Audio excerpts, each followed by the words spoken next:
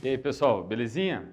Agora a gente vai falar sobre a história do racismo científico. Por quê? Porque, bom, o racismo a gente pode discutir que ele existe há algum tempo, há muito tempo, chamado racismo antropológico, que é aquele racismo que todo grupo tem perante outras pessoas. Os gregos tinham contra os bárbaros, os romanos contra os germânicos, né? Os hebreus contra os babilônios e por aí vai, né? Não é exatamente esse tipo de racismo que a gente quer conversar aqui.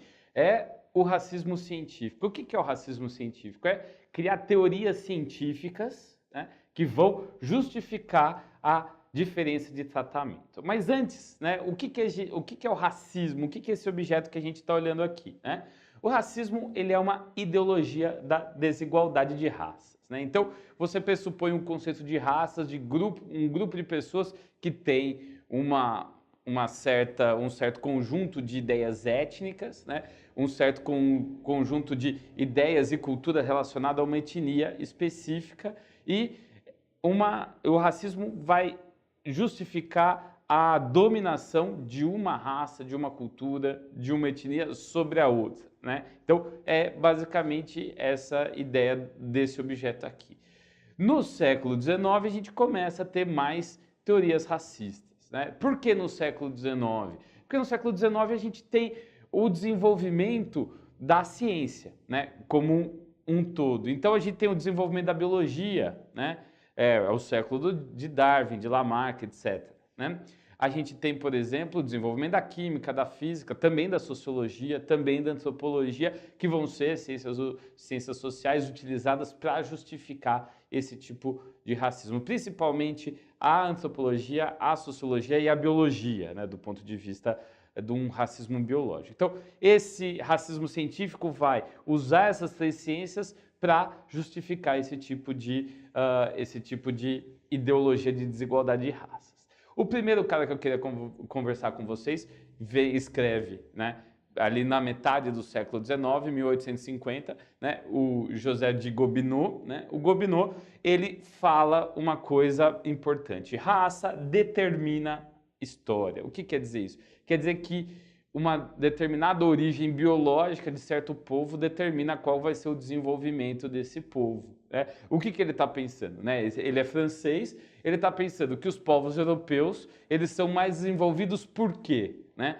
É por causa do seu desenvolvimento histórico? Não, é o contrário. O seu desenvolvimento histórico se dá pelo conjunto de características biológicas, né, que esses grupos vão ter. Então, essa ideia é que existe um certo determinismo, né? Então, uma ideia determinista de progresso.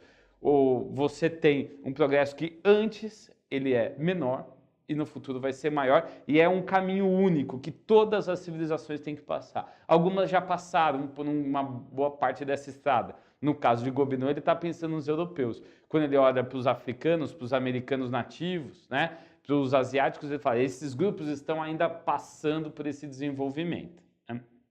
Bom, e outra ideia que vem com Gobineau é que se houver miscigenação, mistura das raças, há declínio na raça branca. Por quê? Vai ter as características que deixam a raça branca, a raça europeia tão desenvolvida, né, vai ser misturada com as características de outras raças que deixam elas mais atrasadas. É isso que ele pensa, né?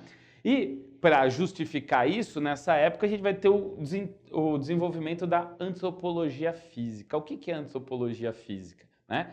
É a antropologia que tenta, a partir, por exemplo, da antropometria, da medida do homem, do tamanho da sua cabeça, da distância entre olhos, nariz, você criar uma medida que vá levar, por exemplo, a uma prova biológica que um grupo é mais desenvolvido que o outro. Né? E mais ainda, né, existe justamente essa tentativa de falar: olha só, os europeus têm, por exemplo, o cérebro maior que os outros povos, por isso, né, eles devem dominar. Existe toda uma tentativa política desse tipo de teoria de justificar uma dominação, né? Então, por que que os europeus podem dominar os outros lugares? Porque os europeus são mais desenvolvidos e por isso ele vai levar a civilização para os outros lugares, né?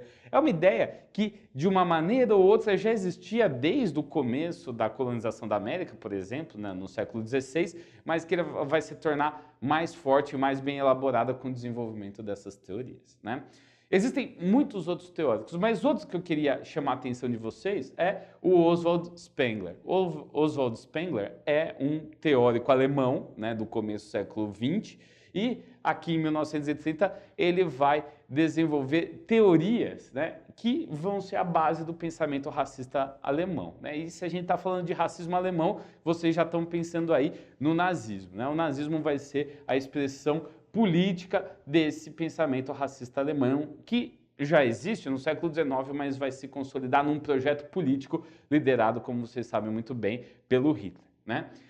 O que o Oswald Spengler fala? Ele não usa tanto a biologia de uma maneira tão forte, né? Mas ele vai criar uma ideia de hierarquia racial. Ele vai falar, ó, existe uma cultura, existe um conjunto de pessoas com uma similaridade biológica, os arianos, que são superior a todas as outras raças. Então, os arianos, eles são superiores a todos, né?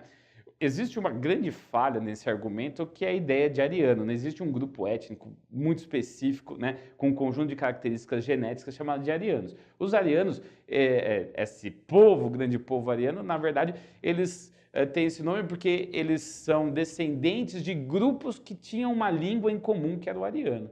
Então, vão ter grupos de vários lugares do mundo diferentes, né, principalmente da Ásia Central, que vão falar, nós também somos arianos. É o caso dos persas, né, atual Irã, né, a Pérsia é o atual Irã. Então, os persas vão falar, nós somos arianos também. Na Segunda Guerra Mundial, né, o líder, o Shah da Pérsia, ele vai falar, olha, ô Hitler, estamos com você, porque também somos arianos. Daí eles vão olhar, bom, como você, alguém de pele morena pode ser ariano, né? É um conflito desse ponto, justamente porque o conceito já começa errado, né? E qual que é esse pressuposto essencial, as ideias essenciais dessa desigualdade de raças alemã, também conhecido como nazismo? Qual que é a base? Bom, primeiro, a desigualdade racial, as raças são diferentes, né? E superioridade ariana, é isso que a gente está falando. Depois, essas ideias servem um propósito hegemônico, ou seja, ela serve para você tentar criar uma sociedade que sustente essa diferença. Principalmente no século XIX, para justificar a escravidão, a gente vai ver isso nos Estados Unidos, por exemplo, Thomas Jefferson, né, que foi presidente dos Estados Unidos, vai escrever textos falando sobre diferenças raciais, né, que de certa forma justificam, em parte, a escravidão, né? E apesar dele ter outros escritos também que são abolicionistas, mas isso é no contexto americano. E também o colonialismo, quando os europeus vão invadir os países africanos e asiáticos, né, no século XIX para se manter. E eles vão falar o quê? Bom, é o fardo do homem branco chegar nesses lugares e dominar. Então, não é só o pensamento nazista que está pensando isso, né? Mas várias ideias racistas pela Europa que justificam essa dominação, né? E o que é diferente, talvez um pouco mais importante aí do nazismo, é a ideia de uma preservação de uma pureza racial. O que é essa pureza? Pureza entre aspas, né? É você tentar justamente, como diz assim o Gobineau, né, não miscigenar. Então, manter uma certa pureza. E o que você faz para manter essa pureza, né? Você vai pegar elementos raciais indesejados e vai evitá-los. No caso da Alemanha, a gente já sabe o que aconteceu, né? Durante o período do partido nazista no poder, a gente vai ter a perseguição de judeus, de ciganos, né, e outros grupos raciais indesejados, fazendo um eugenismo, ou seja, uma certa escolha, né, de quem deve se reproduzir, quem não deve se reproduzir, uma escolha biológica, e a partir daí você deve tirar um grupo de pessoas dessa sociedade, né? E como vocês sabem, vai acabar surgindo o Holocausto. Beleza, gente?